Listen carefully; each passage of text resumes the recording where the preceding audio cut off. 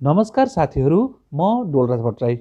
आज मैले शिक्षक सेवा आयोगको आधारभूत तह र माध्यमिक तह दुवै तहको लागि अति उपयोगी शिक्षा सम्बन्धी आधारभूत ज्ञान शीर्षकमा एकाइ 1 शिक्षाको परिचय र नेपालको शैक्षिक विकास शीर्षक अन्तर्गतका शिक्षाको परिचय, शिक्षाको स्वरूप, शिक्षाका उद्देश्यहरू, शिक्षाका कार्यहरू शीर्षक सम्बन्धी केही महत्त्वपूर्ण प्रश्न र तिनका उत्तरहरू लिएर पुनः उपस्थित भएको छु। साथीहरू, मैले यस एकाइलाई भाग 1 र भाग 2 गरी 2 खण्डमा प्रश्न र उत्तरहरू सङ्कलन गरेर ल्याएको छु।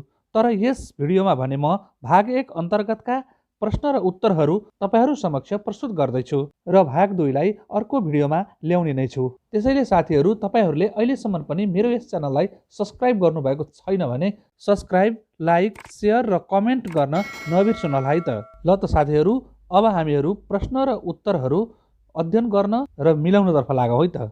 खण्ड ख, शिक्षा सम्बन्धी आधारभूत ज्ञान। एकाइ 1, शिक्षाको परिचय र नेपालको शैक्षिक विकास।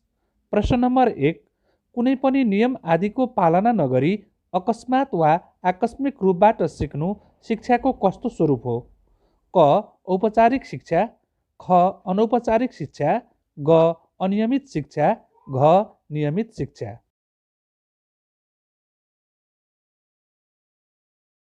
शिक्षाको स्वरूपलाई साधारण र विशिष्ट शिक्षा, प्रत्यक्ष र अप्रत्यक्ष शिक्षा, वैयक्तिक र सामूहिक शिक्षा, सकारात्मक र नकारात्मक शिक्षा, औपचारिक, अनौपचारिक र अनियमित शिक्षा गरेर विभिन्न स्वरूपमा बाँडेको पाइन्छ। औपचारिक शिक्षा भन्नाले पूर्व निर्धारित निश्चित उद्देश्य प्राप्तिका लागि नियमपूर्वक दिइने शिक्षा, अर्थात् पूर्व निर्धारित योजना अनुसार निश्चित उद्देश्य, पाठ्यक्रम, शिक्षण विधि, समय र स्थानमा नियमित रूपबाट शिक्षाको आदान प्रदान गरिने कार्य नै के हो त? औपचारिक शिक्षामा हुन्छ। अर्थात् विद्यालय, महाविद्यालय वा शैक्षिक संस्थामा दिइने शिक्षा नै के हो त? औपचारिक शिक्षा हो। औपचारिक शिक्षा निश्चित उद्देश्य, निश्चित पाठ्यक्रम, शिक्षण विधि, समय, स्थान र नियमित रूपबाट यो शिक्षा प्रदान गरिने गरिन्छ। कुनै पनि देशको शिक्षा प्रणालीलाई औपचारिक शिक्षा प्रणाली मानिन्छ। प्रभुत्ववादी शिक्षा पद्धतिको रूपमा पनि यो औपचारिक शिक्षा पद्धतिलाई लिइन्छ। अनौपचारिक शिक्षा पनि निश्चित उद्देश्य प्राप्ति गर्नका लागि लिइने शिक्षा हो, तर यो शिक्षा औपचारिक बन्धनमा बाँधिएको हुँदैन। औपचारिक शिक्षाको घेराभन्दा फरक तरिकाले दिइने शिक्षा अनौपचारिक शिक्षा हो। यो स्वतन्त्र प्रकृतिको हुन्छ। यो शिक्षा निश्चित समूहका लागि आवश्यकता परिपूर्ति गर्नका लागि दिइन्छ र व्यक्तिगत विकास, आत्मनिर्भरता र मानवीय क्षमताको विकासमा यो अनौपचारिक शिक्षा सहयोगी हुन्छ। सिपमूलक, साक्षरता, प्रौढ शिक्षा, महिला विकास तथा जनसङ्ख्या शिक्षा आदि कार्यक्रमहरूबाट अनौपचारिक शिक्षा प्रदान गरिएको हुन्छ। त्यसैले विद्यालयको 4 दिवारभित्र निश्चित समय, निश्चित स्थान, निश्चित मापदण्डभित्र दिइने शिक्षा औपचारिक शिक्षा हो भने त्योभन्दा फरक किसिमको निश्चित उद्देश्य प्राप्त गर्न तर औपचारिक बन्धनबाट मुक्त भएको स्वतन्त्र किसिमको त्यस्तो किसिमको शिक्षा पद्धति भनेको के हो? अनौपचारिक शिक्षा हो। नियमित रूपमा एकपछि अर्को गर्दै विद्यार्थीहरूलाई दिइने शिक्षा नियमित शिक्षा हो भने अनियमित शिक्षा भनेको आकस्मिक रूपमा प्राप्त हुने शिक्षा अनियमित शिक्षा हो। कुनै घटना, सम्पर्क, व्यवहार, रुचि वा क्रियाकलापबाट हामीले जहाँ पनि शिक्षा प्राप्त गरिरहेका हुन्छौँ, यस्तो किसिमको शिक्षा अनियमित शिक्षा हो। यो आकस्मिक रूपमा प्राप्त हुन्छ। स्वतन्त्र रूपमा आउने शिक्षा नै के हो त? अनियमित शिक्षा हो। शिक्षक, गुरु र चेलाको आवश्यकता नपर्ने प्रकृतिको हुन्छ अनियमित शिक्षा। पूर्ण स्वतन्त्र रूपमा प्राप्त हुने शिक्षा हो यो अनियमित शिक्षा। कुनै उद्देश्य नतोकिएको, कुनै सङ्गठनमा प्रत्यक्ष रूपले आबद्ध नगरिएको, योजनाबद्ध नगरिएको त्यस्तो किसिमको आकस्मिक रूपमा प्राप्त हुने शिक्षा अनियमित शिक्षा हो। रेडियो, टिभी, धार्मिक एवं सामाजिक क्रियाकलापबाट प्राप्त हुने शिक्षा अनियमित शिक्षा हो। त्यसैले प्रश्न नम्बर 1 को सही उत्तर हो ग. अनियमित शिक्षा। प्रश्न नम्बर 2, आम सञ्चारका माध्यम जस्तै रेडियो, टिभी, पत्रपत्रिकाका माध्यमबाट प्राप्त हुने शिक्षाको स्वरूप तलका मध्ये कुन हो? क. औपचारिक शिक्षा, ख. अनौपचारिक शिक्षा, ग. अनियमित शिक्षा, घ. घरायसी शिक्षा।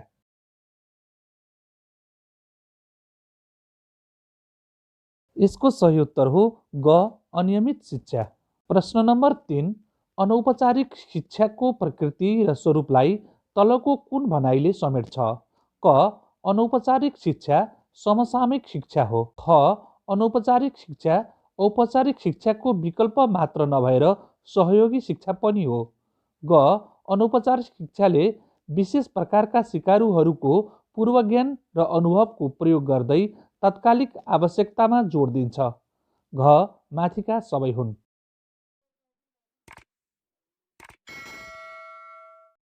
यसको सही उत्तर हो घ माथिका सबै हुन्। प्रश्न नम्बर 4, सामान्यतया अनौपचारिक शिक्षाको स्वरूपमा तलका मध्ये कुन पर्दैन? क अनौपचारिक शिक्षा विद्यालय शिक्षा जस्तो कठोर नभई लचिलो हुन्छ। ख अनौपचारिक शिक्षा विश्वव्यापी स्वभावको नभई स्थानीय स्वभावको हुन्छ। ग अनौपचारिक शिक्षा विषय केन्द्रित स्तरीय खालको हुन्छ। घ अनौपचारिक शिक्षा परिपक्व जीवन निर्माण गर्ने एउटा प्रविधिका रूपमा जीवन पर्यन्त स्थापित भएको हुन्छ।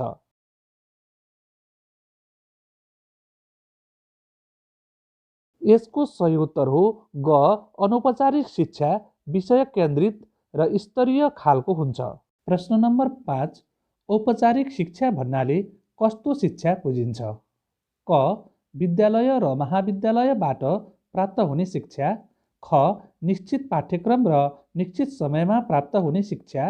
ग प्राप्त ज्ञान र सिपका आधारमा प्रमाणपत्र प्रदान गर्ने शिक्षा। घ माथिका सबै।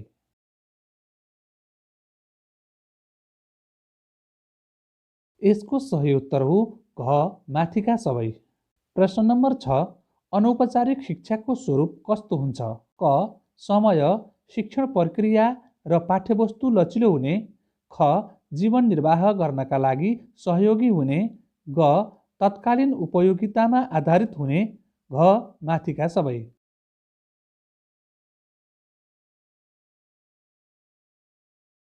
यसको सही उत्तर हो घ माथिका सबै। प्रश्न नम्बर 7, प्रत्येक व्यक्तिको क्षमता अनुसार उच्चतम तहसम्म उसभित्रको अन्तर्निहित क्षमताको विकास गर्ने अवसर विद्यालयले प्रदान गर्नु पर्दछ भन्ने मान्यता तलको कुन उद्देश्यसँग सम्बन्धित छ? क मानवीय सम्बन्धसँग सम्बन्धित उद्देश्य। ख शिक्षाको व्यक्तिगत उद्देश्य। ग शिक्षाको सामाजिक उद्देश्य। घ शिक्षाको आर्थिक दक्षता सम्बन्धी उद्देश्य।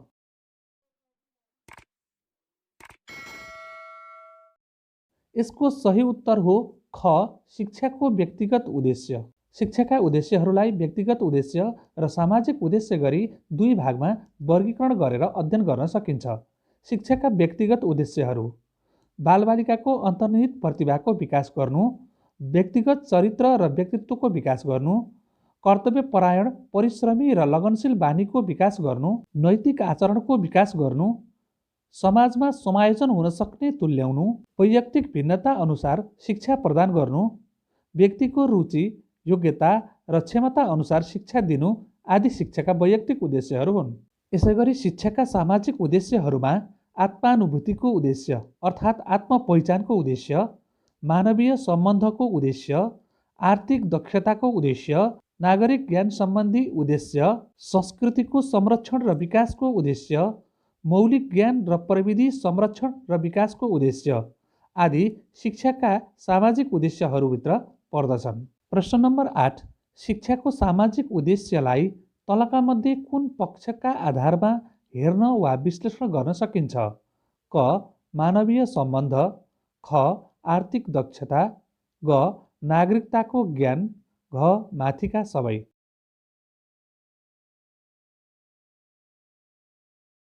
यसको सही उत्तर हो घ माथिका सबै। प्रश्न नम्बर 9, शिक्षाका कार्यहरूलाई परम्परागत, तटस्थ, प्रगतिशील र क्रान्तिकारी गरी 4 भागमा बाँड्न सकिन्छ भनेर आफ्नो तर्क अगाडि सार्ने को हुन्? क जर्ज पियाने। ख मुनरो। ग जोन डिवे। घ बुर्बाकर।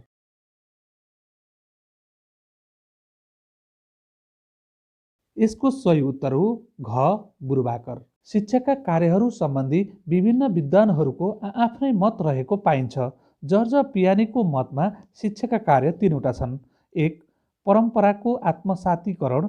2 नयाँ सामाजिक ढाँचाको विकास। 3 सृजनात्मक र रचनात्मक कार्य। यसैगरी समाजशास्त्री मुनरोको मतमा शिक्षाका कार्यहरू 4 प्रकारका छन्। 1. ज्ञानको प्रसार, 2. सामाजिक नियन्त्रण, 3. सामाजिक सम्पदाको संरक्षण, 4. सामाजिक प्रगति। यसैगरी अर्का समाजशास्त्री बुर्वाकरको मतमा शिक्षाका कार्यहरू 4 प्रकारका छन्। 1. परम्परागत कार्य, 2. तटस्थ कार्य, 3. प्रगतिशील कार्य र 4. क्रान्तिकारी कार्य। समग्रमा शिक्षाका कार्यहरूलाई निम्नानुसार देखाउन सकिन्छ। 1. व्यक्तिगत कार्य, 2. सामाजिक कार्य, 3. राष्ट्रिय कार्य, 4. अन्तर्राष्ट्रिय कार्य, 5. आर्थिक कार्य, 6. राजनीतिक कार्य। प्रश्न नम्बर 10. नैतिकताको विकास गर्ने कार्य शिक्षाको कुन कार्य अन्तर्गत पर्दछ? क. तटस्थ कार्य, ख. सामाजिक कार्य, ग. व्यक्तिगत कार्य, घ. क्रान्तिकारी कार्य।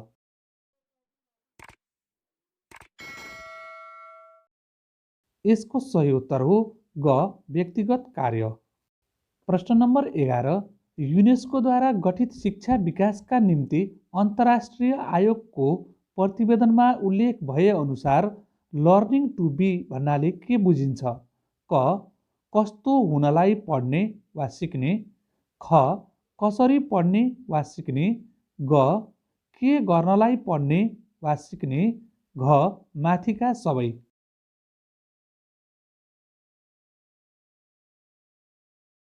यसको सही उत्तर हो क. कस्तो हुनलाई पढ्ने वा सिक्ने। प्रश्न नम्बर 12. युनेस्कोद्वारा प्रतिपादित शिक्षाको उद्देश्यमा तलका मध्ये कुन उद्देश्य पर्दैन? क. प्रत्येक बालबालिकालाई समाजको निर्माणमा सक्रिय सहभागी गराउने, ख. शिक्षाले विश्व एक हो भन्ने भावनाको विकास गराउन ज्ञान दिने, ग. सबै मुलुकको राष्ट्रियता, संस्कृति, जनजाति प्रति समान व्यवहार गर्न सक्ने ज्ञान दिने, घ. माथिका सबै।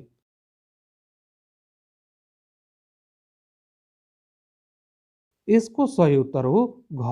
माथिका सबै। प्रश्न नम्बर 13. युनेस्कोद्वारा प्रतिपादित शिक्षाको उद्देश्यले कुन कुरामा जोड दिएको छ? क. विश्व एकता, विश्व प्रेम र विश्व बन्धुत्व, ख. व्यक्तिगत अन्तर्निहित क्षमताको विकास, ग. अन्तर्राष्ट्रिय एकीकरणको आवश्यकता, घ. उग्र राष्ट्रवाद।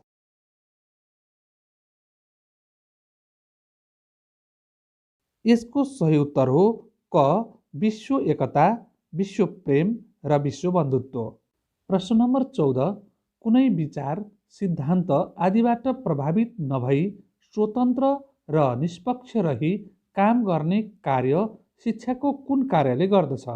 क. तटस्थ कार्य, ख. परम्परागत कार्य, ग. क्रान्तिकारी कार्य, घ. प्रगतिशील कार्य।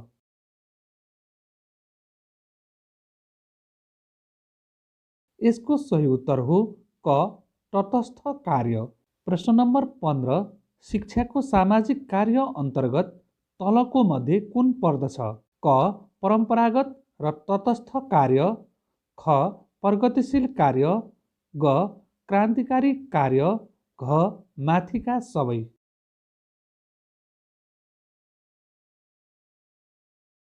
यसको सही उत्तर हो घ. माथिका सबै। प्रश्न नम्बर 16. व्यक्तित्व र चरित्र निर्माण, नैतिक विकास, व्यावसायिक निपुणता जस्ता कार्य शिक्षाको कुन कार्यले गर्दछ? क. सामाजिक कार्य, ख. व्यक्तिगत विकास गर्ने कार्य, ग. राष्ट्रिय कार्य, घ. अन्तर्राष्ट्रिय कार्य।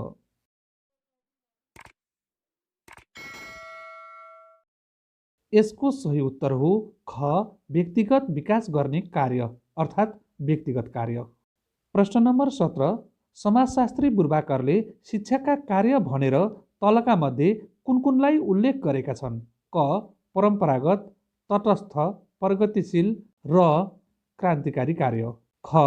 परम्परागत, आधुनिक, प्रगतिशील र क्रान्तिकारी कार्य, ग.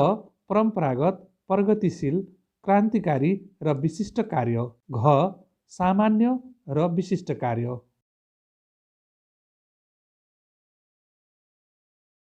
यसको सही उत्तर हो क. परम्परागत, तटस्थ, प्रगतिशील र क्रान्तिकारी कार्य। प्रश्न नम्बर 18. नागरिकताको विकास, नेतृत्व विकास, राष्ट्रिय एकता आदिको विकास तलका मध्ये कुन कार्यले गर्दछ? क. सामाजिक कार्य, ख. व्यक्तिगत विकास गर्ने कार्य, ग. राष्ट्रिय कार्य, घ. अन्तर्राष्ट्रिय कार्य।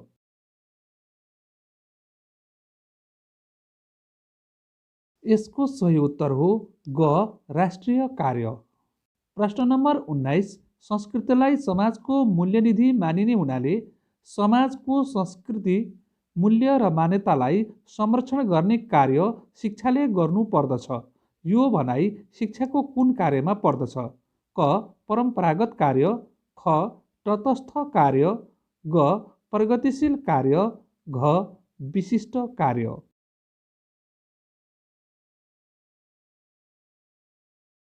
यसको सही उत्तर हो क. परम्परागत कार्य। प्रश्न नम्बर 20, समाजमा विद्यमान दार्शनिक, राजनीतिक, धार्मिक वा अन्य कुनै पनि विवादमा नलागी संयमित, आडम्बरहीन भूमिका निर्वाह गर्ने कार्य शिक्षाको कस्तो कार्य हो? क. परम्परागत कार्य, ख. तटस्थ कार्य, ग. प्रगतिशील कार्य, घ. विशिष्ट कार्य।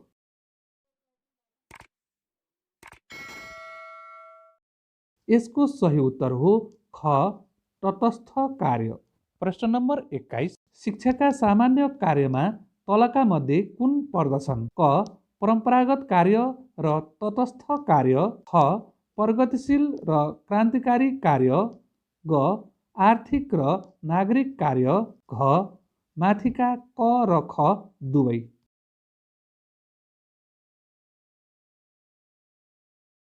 यसको सही उत्तर हो घ. माथिका क र ख दुवै।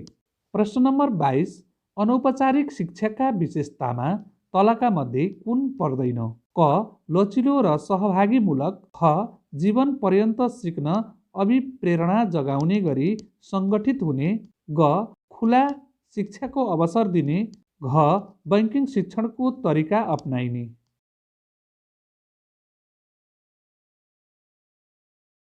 यसको सही उत्तर हो घ. बैंकिङ शिक्षणको तरिका अपनाइने। प्रश्न नम्बर 23, शिक्षाको व्यक्तिगत उद्देश्यले कुन कुरालाई जोड दिन्छ? क. सिकारुको चाहना, तयारी र आवश्यकता, ख. व्यक्तिको योग्यता, क्षमता र चाहना, ग. अन्तर्निहित प्रतिभाको प्रस्फुटन, घ. माथिका सबै।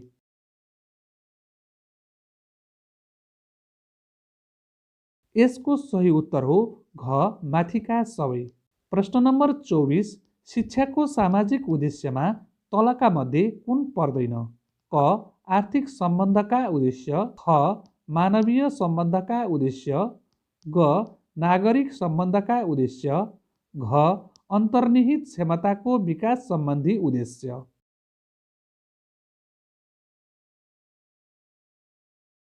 यसको सही उत्तर हो घ. अन्तर्निहित क्षमताको विकास सम्बन्धी उद्देश्य। प्रश्न नम्बर 25, शिक्षाका वैकल्पिक उपायमा तलको कुन पर्दैन? क. विद्यालय शिक्षा, ख. जीवन पर्यन्त शिक्षा, ग. दूर शिक्षा, घ. खुला विश्वविद्यालय।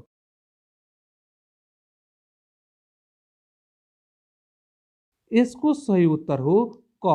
विद्यालय शिक्षा। प्रश्न नम्बर 26, शिक्षाको उद्देश्य तलका मध्ये कुनसँग सम्बन्धित हुनुपर्छ? क. बालकको शारीरिक विकास, ख. बालकको मानसिक विकास, ग. बालकको सामाजिक विकास, घ. बालकको सर्वाङ्गीण विकास। यसको सही उत्तर हो घ. बालकको सर्वाङ्गीण विकास। प्रश्न नम्बर 27, अधिकार र कर्तव्यबोध शिक्षाको कुन कार्य हो? क. व्यक्तिगत कार्य, ख. नागरिक कार्य, ग. आर्थिक कार्य, घ. विश्वव्यापी कार्य।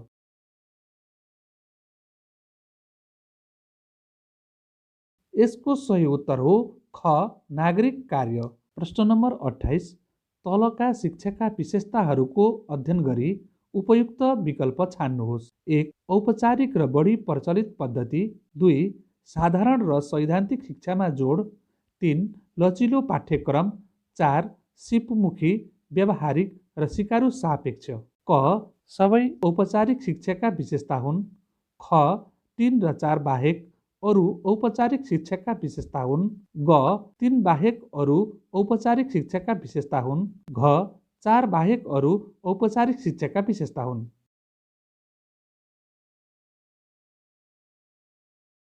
यसको सही उत्तर हो ख 3 र 4 बाहेक अरू औपचारिक शिक्षाका विशेषता हुन्।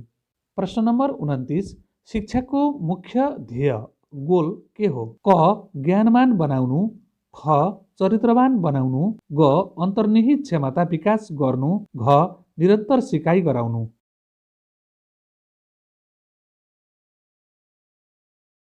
यसको सही उत्तर हो ग अन्तर्निहित क्षमता विकास गर्नु। प्रश्न नम्बर 30, शिक्षाले व्यक्तिलाई आत्मनिर्भर हुन सक्ने बनाउनु शिक्षाको कुन कार्य हो? क नागरिक कार्य, ख सांस्कृतिक कार्य, ग विश्वव्यापी कार्य, घ आर्थिक कार्य।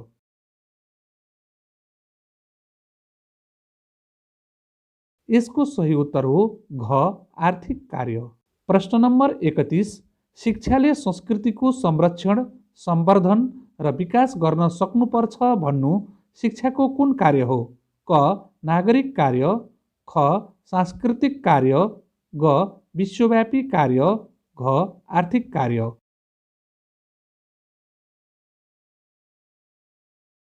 यसको सही उत्तर हो ख सांस्कृतिक कार्य।